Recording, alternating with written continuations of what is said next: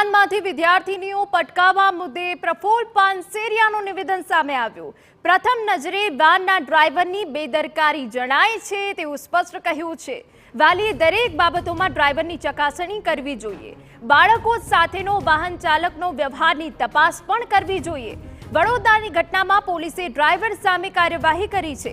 શિક્ષકોએ પણ પોતાનું કર્તવ્ય નિભાવવું જોઈએ। સાથે વાહન ચાલકો હજુ પણ બેદરકારી દાખવશે તો કાર્યવાહી થશે તેવું સ્પષ્ટ જણાવ્યું છે।